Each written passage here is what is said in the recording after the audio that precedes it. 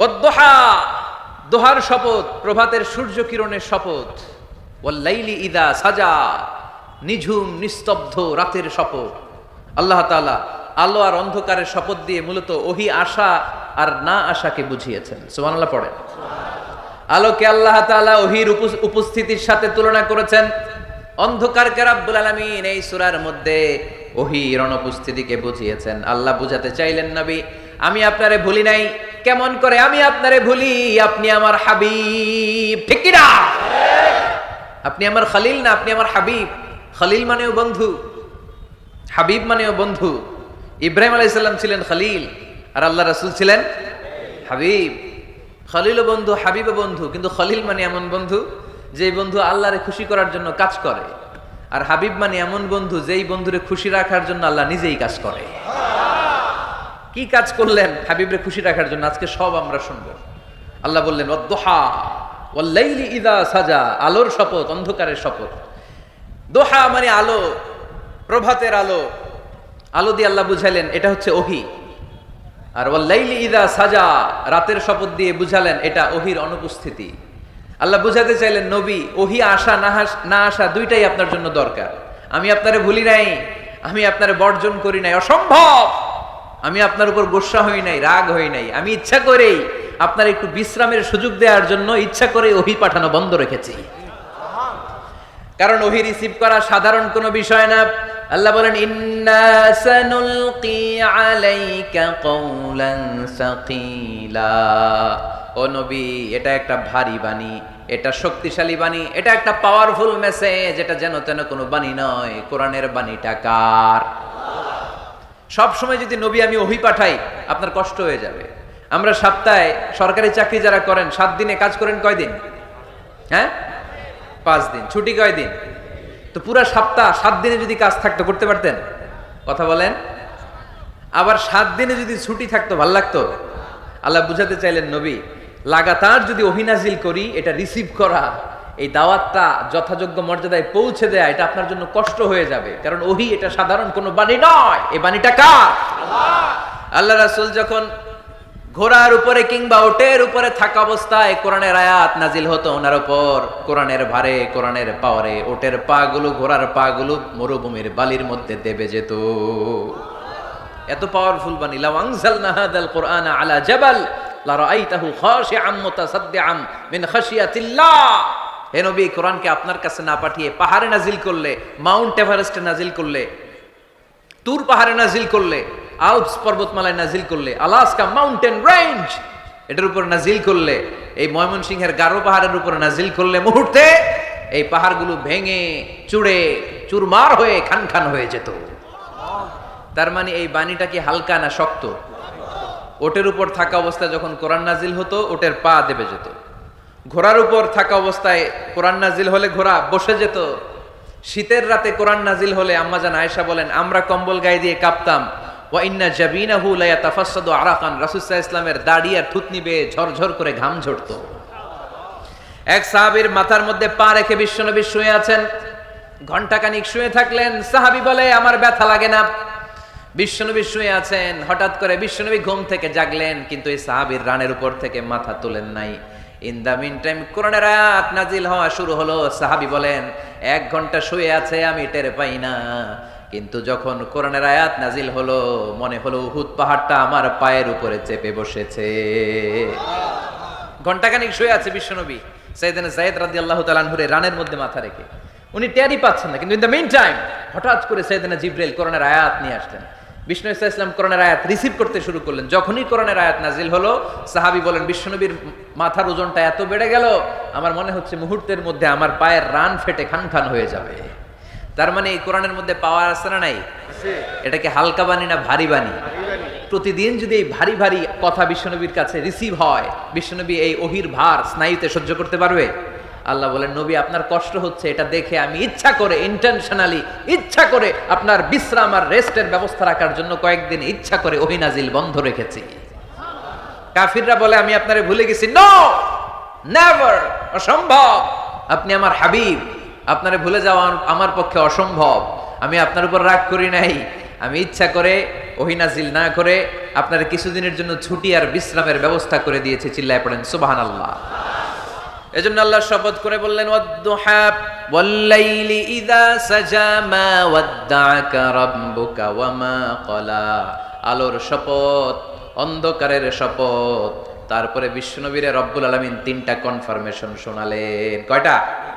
প্রথমে দুইটা ওথ, মানে দুইটা শপথ, তারপরে তিনটা কনফার্মেশন, তারপরে তিনটা রিমাইন্ডার, এন্ড ফাইনালি তিনটা ওয়ার্ক প্ল্যান, মানে কর্মসূচি। বাংলায় বললে প্রথমে আল্লাহ দুইটা শপথ করেছেন, তারপরে দুইটা কনফার্মেশন করেছেন, মানে আমি আপনাকে কনফার্ম করলাম যে এগুলো আমি আপনাকে দেব, তারপরে তিনটা রিমাইন্ডার দিয়েছেন, নবী আগে আপনারে কি দিছি শোনেন, আর সর্বশেষ আল্লাহ তাআলা বিশ্বনবীকে তিনটা ওয়ার্ক প্ল্যান দিয়েছেন, মানে কর্মসূচি। চিল্লায় পড়তে হবে সুবহানাল্লাহ। কনফার্মেশন নাম্বার 1, মা ওয়াদ্দাআকা রাব্বুকা ওয়া মা ক্বালা। ও নবী, চিন্তা করবেন না, আমি আপনারে ভুলি নাই, আমি আপনারে বর্জন করি নাই। কাফেররা যে বলে আমি আপনারে ছেড়ে দিয়েছি, ভুলে গিয়েছি, না, আমি আপনারে ভুলি নাই, আপনারে ভোলা আমার পক্ষে সম্ভব না। সুবহানাল্লাহ পড়েন। 2 নাম্বার কনফার্মেশন আল্লাহ বললেন ওয়ালাল আখিরাতু খায়রুল লাকা মিনাল উলা। পড়েন ওয়ালাল আখিরাতু খায়রুল লাকা মিনাল উলা। ও নবী, এই দুনিয়ার জীবনের চাইতে আখিরাতের জীবন আপনার জন্য শ্রেষ্ঠ।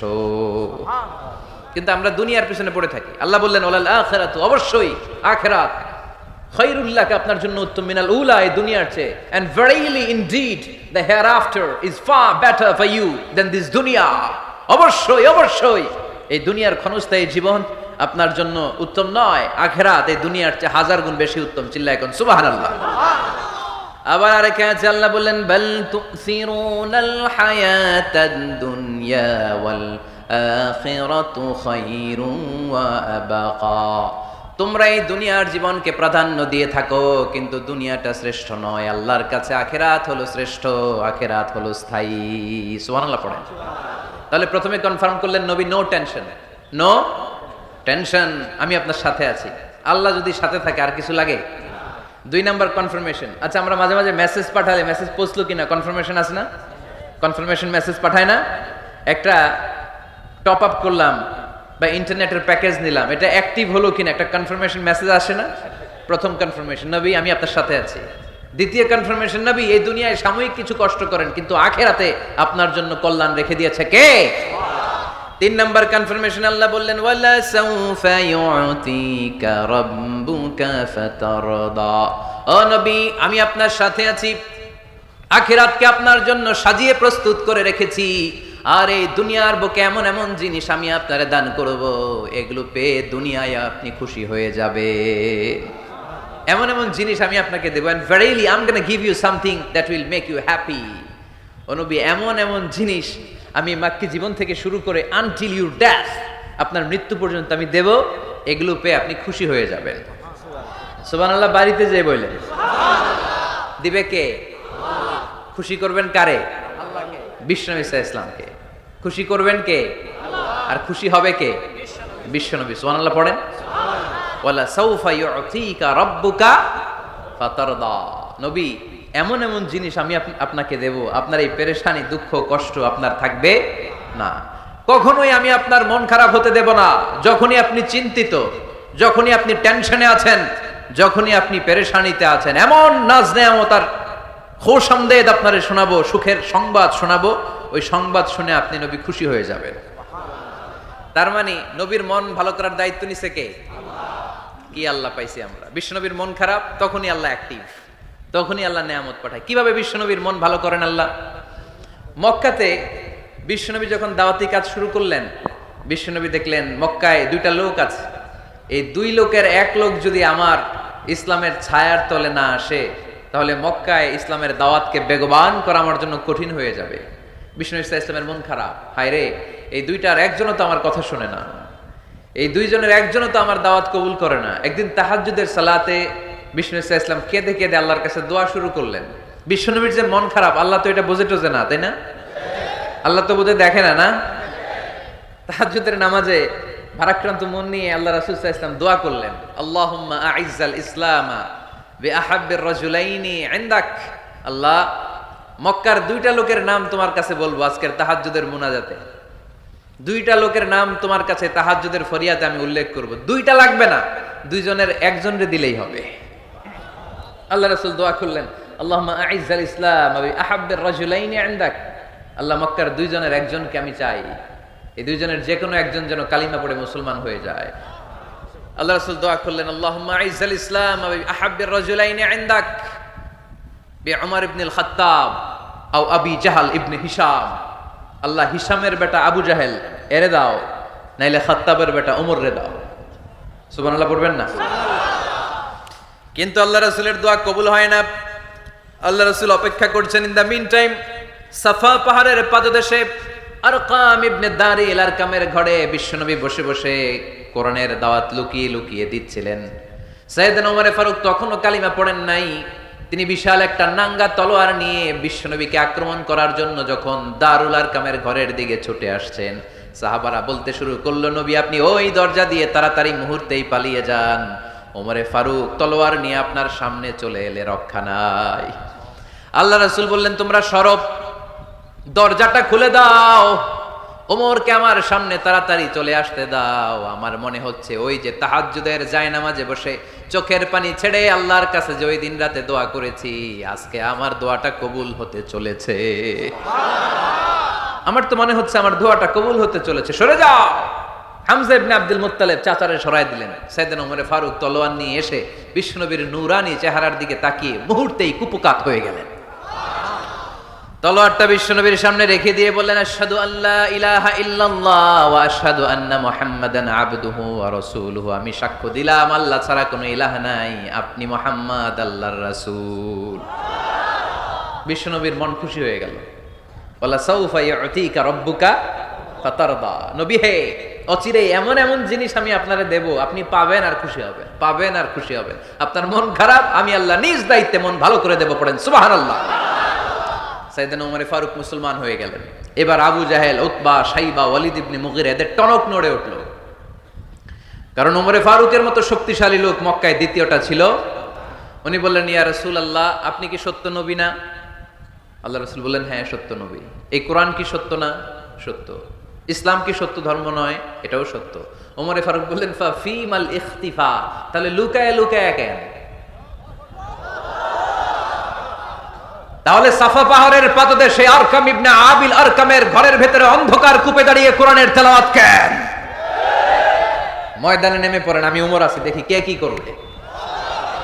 রাসূল সাল্লাল্লাহু আলাইহি ওয়াসাল্লাম বললেন, না, এটা মাক্কি জীবন, ধীরে সুস্থে দাওয়াতি কাজ করো, ওমর ফারুকও ছাড়বে না। বললেন, ইয়া রাসূলুল্লাহ, একটা মিছিলের অনুমতি দেন। আল্লাহ রাসূল বললেন, যাও মিছিল দাও। ওমর ফারুক দুইটা লাইন করলেন, মোট খুঁজে পেলেন 11 জন। সুবহানাল্লাহ পড়েন।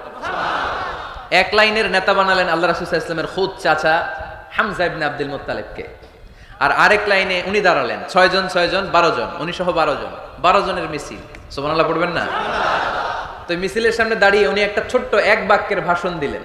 উনি বললেন, মান আরাদা আন তাসকুলা উম্মু ইয়াতামা ওয়ালাদু তারমিলা যাওজাতুহু ফালিয়াসুদ্দানি। এই মক্কার নেতা খেতারা, কে আছো? কে চাও মায়ের বুককে খালি করতে?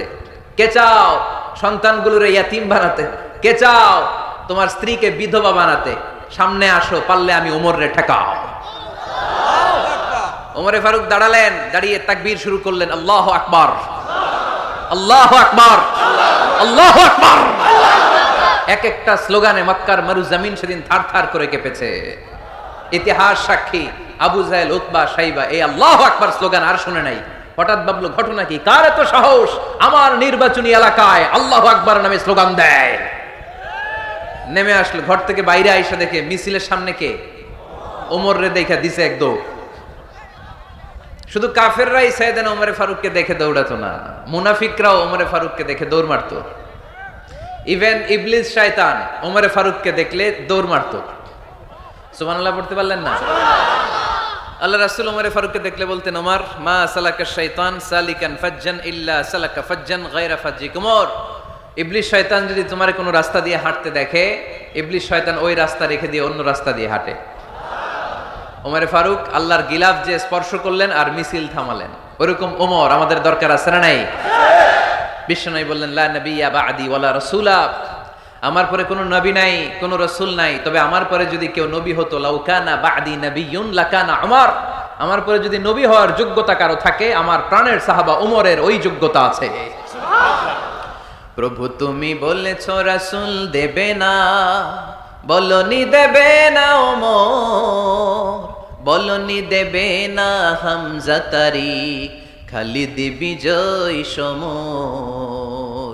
প্রভু তুমি বলেছ রাসূল দেবে না, বলনি দেবে না ওমর, বলনি দেবে না হামজা তারিক, খালিদ বিজয় সমর। প্রভু তুমি বলেছ রাসূল দেবে না। সুবহানাল্লাহ পড়েন। ওইরকম একটা ওমর হইলে আমাদের জন্য এনাফ। ওই একটা ওমরের অপেক্ষায় বসে আছে গোটা মুসলিম উম্মাহ, চিল্লায় বলো ঠিক কিনা? ওমরে ফারুক কালিমা পড়ে মুসলমান হয়ে গেলেন, বিশ্বনবী খুশি হয়ে গেলেন। ওয়ালা সাউফা ইউতিকা রাব্বুকা, আল্লাহ বললেন নবী যখনই আপনার মন খারাপ, যখনই আপনি পেরেশানিতে ভুগবেন, যখনই আপনি টেনশন করবেন, তখনই আপনার মন ভালো করে দিবে কে? আল্লাহর ঘোষণা, and verily Allah gonna give you something that will make you happy, এমন জিনিস আমি দেব আপনি খুশি হয়ে যাবেন। আল্লাহ রাসূল সাল্লাল্লাহু আলাইহি ওয়াসাল্লাম দাওয়াত দিতে দিতে তায়েফ চলে গেলেন। তায়েফ নাম শুনেছেন? মক্কা থেকে 80 মাইল দূরে। আমি গিয়েছি কয়েকবার। ঠান্ডা এলাকা, 6000 ফিট উঁচু, মেঘ নেমে আসে। তায়েফে গেলে কেউ বিশ্বাসই করবে না এটা সৌদি আরবের অংশ। বৃষ্টি হয়, কি হয়? চাষাবাদ হয়, অনেক ফলমূল আর শাকসবজি পাওয়া যায়। আল্লাহ রাসূল সাল্লাল্লাহু আলাইহি ওয়াসাল্লাম 80 মাইলের মরুর পথ পাড়ি দিলেন। আমাদের মতো প্রাইভেট কারে চড়ে গেছিলেন, তাই না?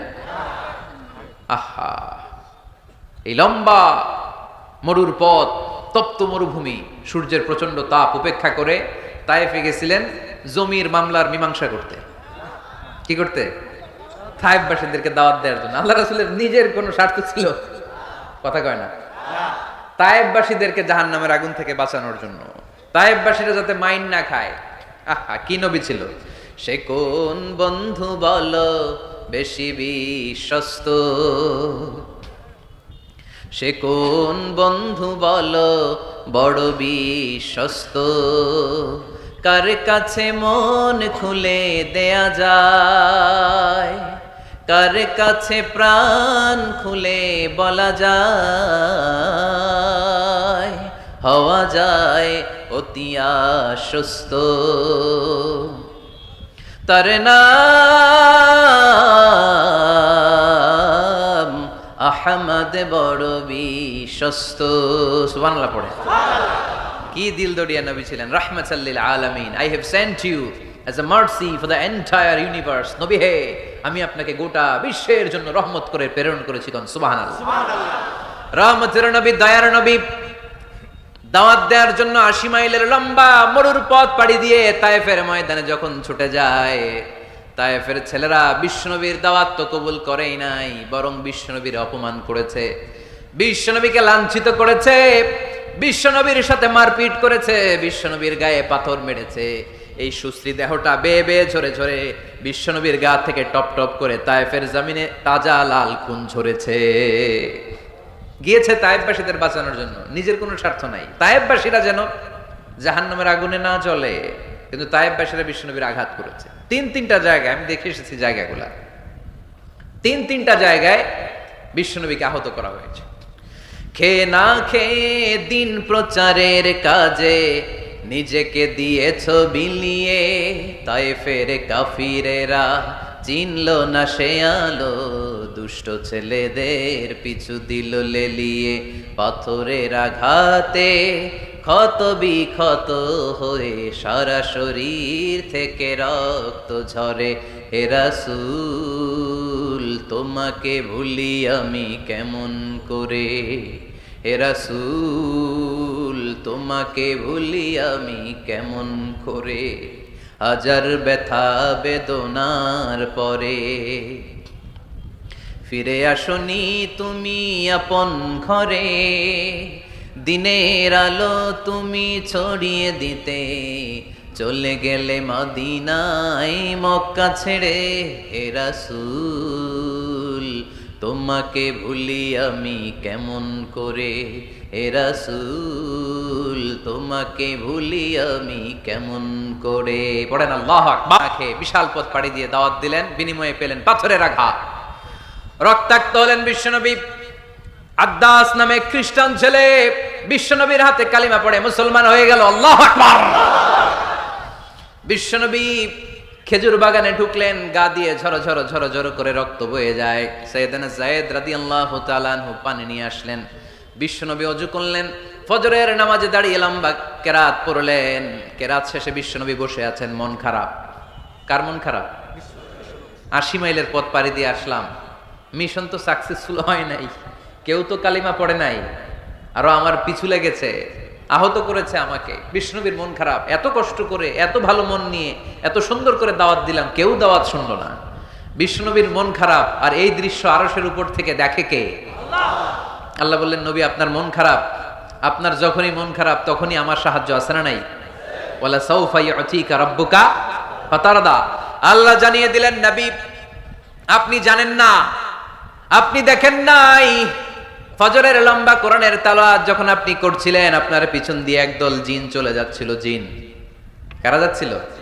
এই জিন জাতি বিশ্বনবীর তেলাওয়াত শুনে থমকে দাঁড়িয়েছে। কিরে, এত সুন্দর বাক্য তো জীবনে শুনি নাই, এত সুন্দর কথামালা, শব্দের ব্যঞ্জন, ভাষার মাধুর্য, অলংকার কখনো তো শুনি নাই। এটা তো কোনো মানুষের বানানো কথা হতে পারে না, এটা মন্ত্র হতে পারে না, এটা কবিতা হতে পারে না, এটা নিশ্চয় আল্লাহর বাণী।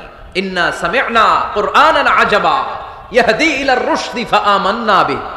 নিশ্চয় আমরা আজীব কোরআন শুনেছি, শুধু শুনেই ক্ষান্ত থাকবো না, যেই কোরআন শুনেছি ওই কোরআনের উপর বিশ্বাস এনে আমরা জিনেরা মুসলমান হয়ে গেলাম। তারা তাদের এলাকায় যে দাওয়াত দিতে শুরু করলো। এই দৃশ্য বিশ্বনবী দেখছে নাকি? বিশ্বনবী তো তেলাওয়াত করতেছে ফজরের নামাজে। বিশ্বনবীর যখন মন খারাপ, আল্লাহ জানিয়ে দিলেন, নবী মন খারাপের কারণ নাই, দিতে আসছিলেন দাওয়াত দৃশ্যমান জাতিকে, মানে মানুষকে, কিন্তু এদের উপর যদিও দাওয়াত ফলপ্রসূ হয় নাই, অদৃশ্যমান এক জাতি, জিন জাতি আপনার মুখনিসৃত কণ্ঠে সুন্দর তেলাওয়াত শুনে পুরো জিন জাতি কালিমা পড়ে মুসলমান হয়ে গেছে। ওয়ালা সাউফা ইউতিকা রাব্বুকা ফাতারদা। নবী যেখানেই আপনি পেরেশান, যেখানেই আপনার মন খারাপ, ওখানেই মন ভালো করে দিবে কে? আল্লাহ রাসূল সাল্লাল্লাহু আলাইহি ওয়াসাল্লামের প্রিয়তমা স্ত্রী খাদিজাতুল কুবরা আত-তাহিরা রাদিয়াল্লাহু তাআলা আনহা ইন্তেকাল করলেন। রাসূল সাল্লাল্লাহু আলাইহি ওয়াসাল্লামের হৃদয়টা ভেঙে খান খান হয়ে গেল। চাচা আবু তালেব ইন্তেকাল করলেন, হৃদয়টা ভেঙে খান খান হয়ে গেল। চারদিক থেকে শত্রুতা বাড়তে শুরু করলো, কোন দিক থেকে সাহায্য নাই। বিশ্বনবী আবার পেরেশান, কই যাব, কোথায় গেলে আশ্রয় পাবো? আমার তো কেউ নাই, কেউ আমার দুনিয়ায় বেঁচে নাই। প্রাণাধিক প্রিয় স্ত্রী খাদিজাতুল কুবরা দুনিয়া ছেড়ে বিদায় নিল। যেই চাচা আমার শেল্টার দিয়ে রাখতো কাফেরদের হাত থেকে, চাচাও চলে গেল। এখন আমি কই যাব? আল্লাহ বললেন, কই যাবেন? জায়গা পান না, আমার আরশে চলে আসেন, আমার আরশে চলে আসেন। সুবহানাল্লাযী আসরা বিআবদিহি লাইলাম মিনাল মাসজিদিল হারামি ইলাল মাসজিদিল আকসা। সুবহানাল্লাহ পড়েন। সাইয়েদনা জিবরাইলকে দিয়ে আল্লাহ সারপ্রাইজ দিলেন তার নবীকে। কি দিলেন? সারপ্রাইজ শব্দটার সাথে পরিচিত না আমরা? হঠাৎ করে কাউকে এমন কিছু দেখালাম বা দিলাম সে কল্পনাও করে নাই। সাইয়েদনা জিবরাইল মারফত আল্লাহ তাআলা তার প্রিয় হাবিবকে সারপ্রাইজ দিলেন। তিনি তার চাচাতো বোনের ঘরে শুয়েছিলেন, হঠাৎ করে সাইয়েদনা জিবরাইল ঘরের ছাদকে উঠিয়ে ফেললেন, বিশ্বনবীকে শাঁ করে নিয়ে হাতিমে শুইয়ে দিলেন, গলার এখান থেকে নাভি পর্যন্ত ছিঁড়ে ফেললেন। এটাকে বলে ওপেন হার্ট সার্জারি, শাক্কে সাদার, সিনা চাক করলেন। আল্লাহ রাসূলের হৃদয়ে বের করে জামজামের পানি দিয়ে ধৌত করলেন। হৃদয়ে নূর, ঈমান, হিকমা, প্রজ্ঞা দিয়ে হৃদয়টারে আবার পরিপূর্ণ করলেন, আবার সেলাই করে দিলেন। তারপরে সরাসরি এখান থেকে বাইতুল মাকদাস, ওখান থেকে আল্লাহর আরশে নিয়ে গেলেন। আল্লাহ সাউফা ইউতিকা রাব্বুকা ফাতারদা। নবী, এমন এমন জিনিস আমি আপনারে দেব, আপনি তো নিয়ে কুল পাবেন না। যখনই আপনার মন খারাপ, তখনই আমার দেয়া নেয়ামত আপনার জন্য আছে না নেই? মেরাজে চলে গেলেন, রবের সাথে সাক্ষাৎ করে দুনিয়ায় আসলেন। আসার পরে মক্কার লোকেরা আবার বিশ্বনবীকে হত্যার ষড়যন্ত্র শুরু করে দিল। বিশ্বনবী ডানে যাওয়ার জায়গা পায় না, বায়ে যাওয়ার জায়গা পায় না, সামনেও যেতে পারে না, পেছনেও যেতে পারে না। আল্লাহ বললেন, নবী এই এলাকায় আর থাকার দরকার নাই, আপনি মদিনায় চলে যান। তবা তয়বা মদিনাতুন নবী, পবিত্র শহর, যে শহরের মাটিতে বরকত, যে শহরের বালুতে বরকত। চিল্লায় পড়েন সুবহানাল্লাহ। বিশ্বনবী আল্লাহ তাআলার আদেশে এই কষ্টকর পরিস্থিতি থেকে উত্তরণের জন্য মক্কা থেকে মদিনায় গেলেন। মদিনায় যাওয়ার সাথে সাথে লোকজন গাইতে শুরু করলো, তালাআল বাদরু আলাইনা মিন সানিয়াতিল ওয়াদা ওয়াজাবা শুকরু আলাইনা মাদাআ লিল্লাহি দা আইয়ুহাল মাবউসু ফিনা جئت من أمر المطاع جئت شرفت المدينة مرحبا يا خير دار সবাই পড়েন طلع البدر علينا من ثنيات الوداع وجب الشكر علينا ما دعا لله دا সুবহানাল্লাহ পড়েন। মক্কায় অত্যাচার, মক্কা থেকে গেলেন, সবাই ফুল নিয়ে দাঁড়ায় আছে আর পড়তে আরম্ভ করছে তালা আল বদরু আলাইনা। আবার বৃদ্ধ বনিতা, মদিনার ছোট বড় মাঝারি নারী পুরুষ কেউ বাদ যায় নাই, সবাই বিষ্ণু ঈসা ইসলামকে ওয়েলকামিং রিসেপশন দেওয়ার জন্য চলে এসেছে। দৃশ্য দেখে বিশ্বনবীর মন খারাপ ছিল, আবার মন ভালো হয়ে গেল। এজন্য আল্লাহ বললেন ওয়াদ-দুহা ওয়াল-লাইলি ইযা সাজা মা ওয়াদ্দা'আকা রাব্বুকা ওয়া মা ক্বালা ওয়ালাল-আখিরাতু খায়রুল লাকা মিনাল উলা ওয়ালাসাউফা ইউ'তিকা রাব্বুকা ফাতারদা। সুবহানাল্লাহ পড়েন আওয়াজ করে, ওয়ালাসাউফা ইউ'তিকা রাব্বুকা ফাতারদা। এ নবী, এমন এমন জিনিস দিব আপনি খুশি হয়ে যাবেন, খুশি হয়ে যাবেন। মদিনাতে যে আল্লাহ রাসূল সাল্লাল্লাহু আলাইহি ওয়াসাল্লাম মসজিদে নববী প্রতিষ্ঠা করলেন, আল্লাহ তাআলা কিবলা চেঞ্জ করে দিলেন। আগে পড়তো মক্কার দিকে নামাজ, এখন পড়ে ফিলিস্তিনের দিকে নামাজ। 16 থেকে 17 মাস রাসূল সাল্লাল্লাহু আলাইহি ওয়াসাল্লাম ফিলিস্তিনের দিকে, মানে ইহুদিরা যে দিকে নামাজ পড়ে ওই দিকে হয়ে নামাজ পড়লেন, কারণ আদেশটা কার? জোরে বলেন সবাই, আদেশটা কার? কিন্তু নবীর মন মানে না। নবীর মনে বড্ড আশা, আমার জন্মস্থান, আমার প্রিয় শহর মক্কার কাবা ঘরের দিকে যদি আমি সেজদা দিতে পারতাম আমার বড্ড ভালো লাগতো। কারণ কাবা আমার জন্মস্থান, মক্কা আমার জন্মস্থান, আমার বংশের গোড়া, আমার আদি পিতা ইসমাইল ইব্রাহিম এই কাবা ঘর নির্মাণ করেছে। তাই প্রত্যেকটা নামাজের পরে বিশ্বনবী আকাশের দিকে তাকায়, মনে মনে ভাবে কাবা যদি চেঞ্জ হয়ে যেত, কিবলা যদি আল্লাহ পরিবর্তন করে দিত কতই না ভালো হতো। নামাজ শেষে বিশ্বনবী দুঃখ নিয়ে উপরে তাকায়, আল্লাহ তো আর দেখে টেকে না, তাই না? দেখে দেখে। আল্লাহ বলে কদ নারা তাকাল্লুবা ওয়াজহিকা ফিস সামাই। ও নবী, আপনি যে আকাশের দিকে তাকিয়ে মন খারাপ করে মনে মনে বিড়বিড় বিড়বিড় করে কি কি বলেন সব আমি জানি, সব আমি দেখি। ফাওয়াল্লি ওয়াজহাকা শাতরাল মসজিদিল হারাম। আর দেরি নয়, আর কাল বিলম্ব নয়, যেখানে ফিরে আপনার সেজদা দিতে মনে চায় আজ থেকে ওই কাবার দিকে আপনার কিবলা আমি মুহূর্তেই পরিবর্তন করে দিলাম গো নবী। নবীর যেটা মন চাইতেছে আল্লাহ ওইটাই দিতেছে। সুবহানাল্লাহ পড়েন। এজন্যই বলেছি খালিল মানে এমন বন্ধু যেই বন্ধু আল্লাহরে খুশি করার জন্য কাজ করে, আর হাবিব মানে এমন বন্ধু যেই বন্ধুরে খুশি করার জন্য আল্লাহ নিজেই কাজ করে। কোন সুবহানাল্লাহ। ফাওয়াল্লি ওয়াজহাকা শাতরাল মসজিদিল হারাম। মসজিদে হারামের দিকে মুখ ঘুরান নবী, মুখ ঘুরান। আপনার দুঃখ আমার সহ্য হয় না, যেদিকে আপনার নামাজ পড়তে মনে চায় ওই কাবার দিকেই পড়েন। চিল্লা এখন সুবহানাল্লাহ। এভাবে যত জায়গায় নবী চিন্তিত, নবীর চিন্তা দূর করে দিছে কে? আল্লাহ রাসূল এই কোরআন থেকে জানতে পারলেন আগের নবীরা হায়াত পেয়েছে 1000 বছর, 2000 বছর। আগের নবীর উম্মতেরা হায়াত পেয়েছে 800 বছর, 1200 বছর।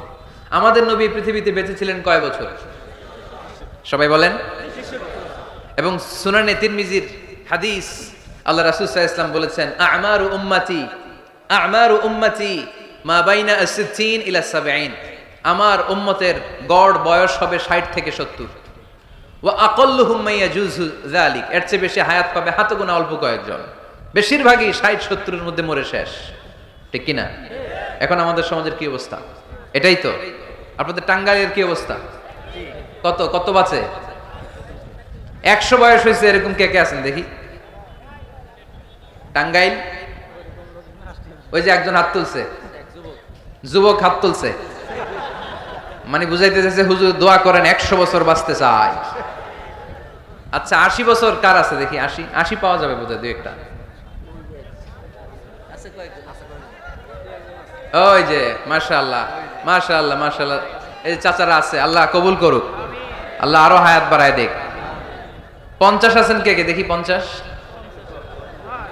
অনেক অনেক, হাত নামান, হাত নামান। অনেক হায়াত পাইছেন আপনারা, আল্লাহ আরো হায়াত দেখ, আরো হায়াত দাস করুক পরে, আমিন। আমার উম্মতি মা বাইনা 60 ইলা 70, আমার উম্মতের গড় বয়স হবে 60 থেকে। এই কথা শোনার পরে বিশ্বনবী আবার কাঁদতে শুরু করলেন, কারণ বিশ্বনবীর টেনশন হচ্ছে আগের উম্মতেরা হায়াত পাইছে বেশি, ইবাদত করছেও, আমার উম্মত হায়াত পাইছে কম, ইবাদতের সুযোগও।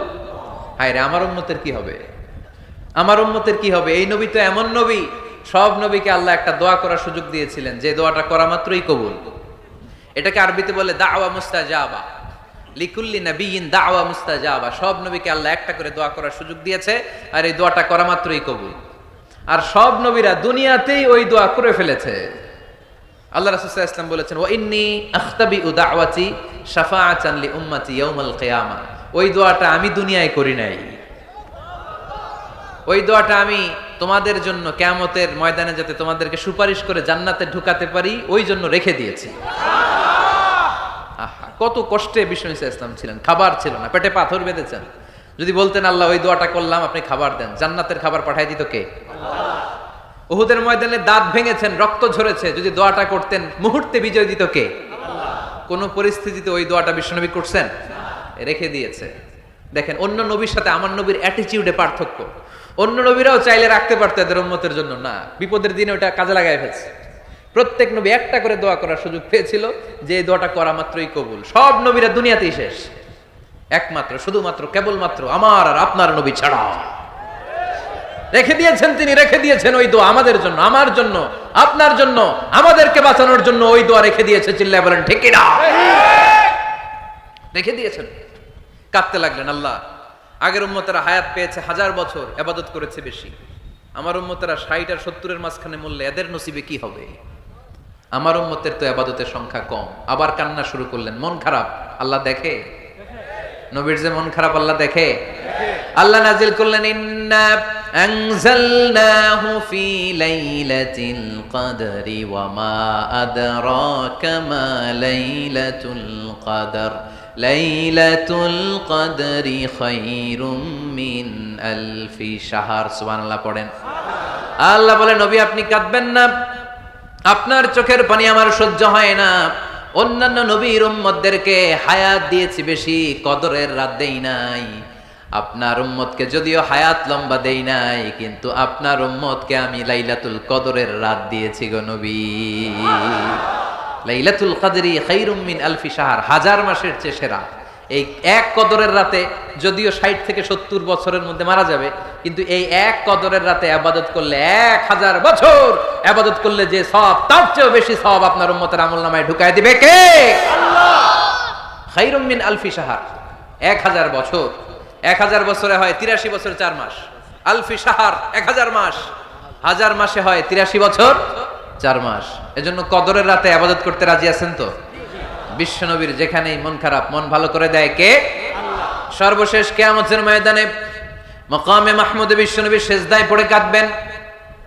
আল্লাহ বলবেন, জিব্রাইল যাও, দুনিয়ায় কান্না সহ্য করতে পারি নাই, আজ কিয়ামতের ময়দানেও আমি আমার নবীরে কাঁদতে দেব না। ইযহাব ইয়া জিব্রাইল কুল্লাহু মা ইউবকিক, যে আমার নবীরে বলো, নবী আপনি কাঁদেন কেন? সাইয়েদনা জিব্রাইল যে বললেন, নবী আল্লাহ জিজ্ঞেস করেছেন আপনার কান্নার কারণ কি? বিশ্বনবী তখনও সিজদা থেকে মাথা তোলেন না, সিজদায় পড়ে উত্তর দেয়, উম্মতি উম্মতি উম্মতি উম্মতি রব্বি হাবলি উম্মতি। আল্লাহ আমার গুনাহগার উম্মতের কি হবে?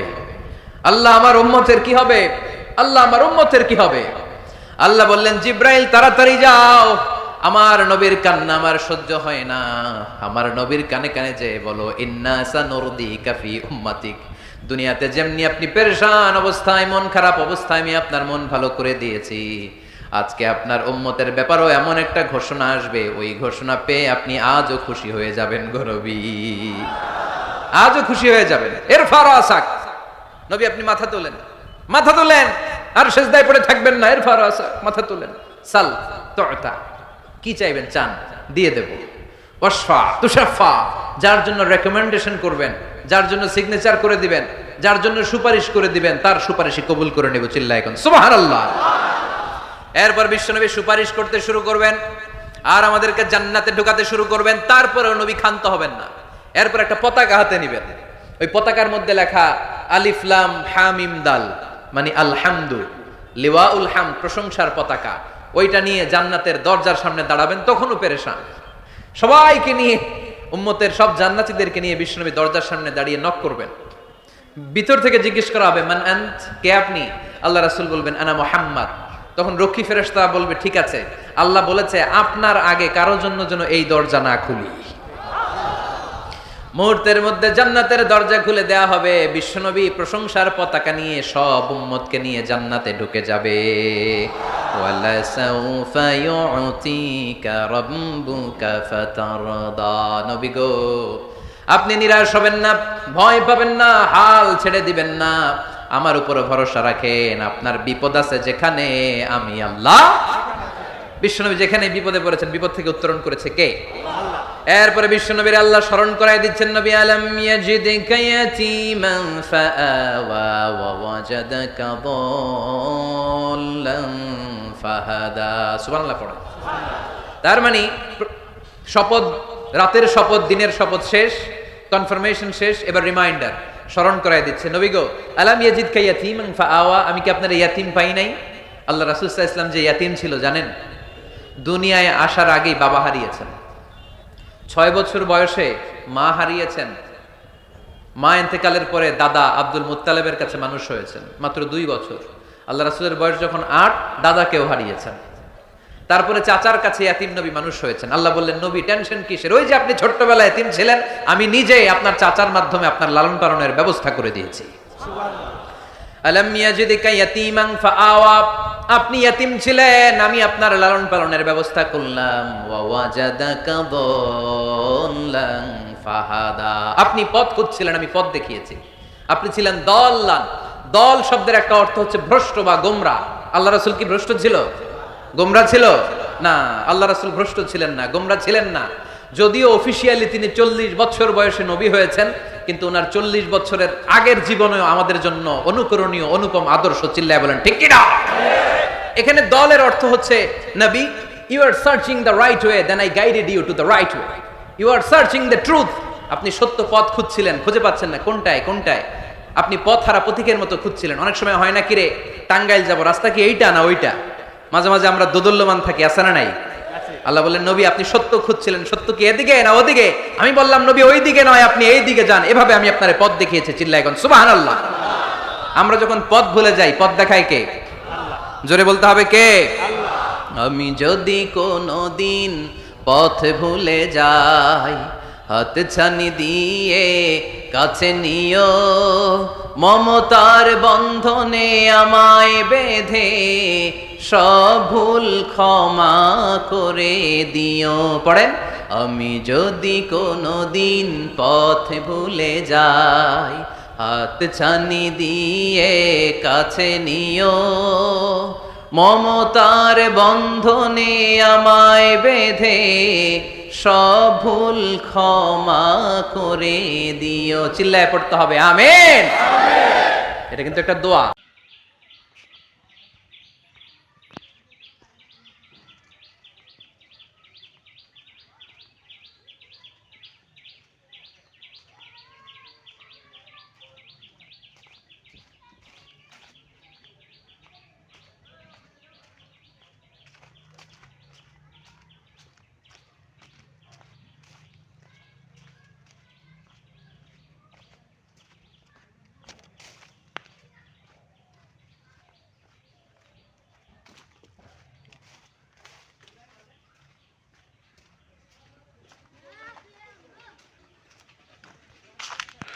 কান্দাম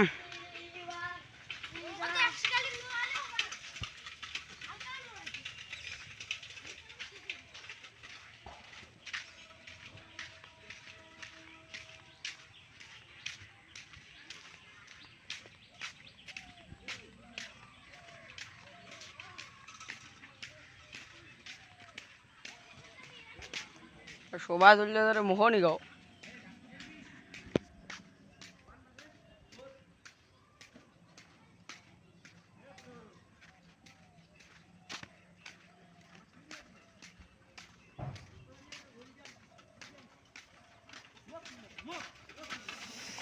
উল্টা উল্টার কি বডি রে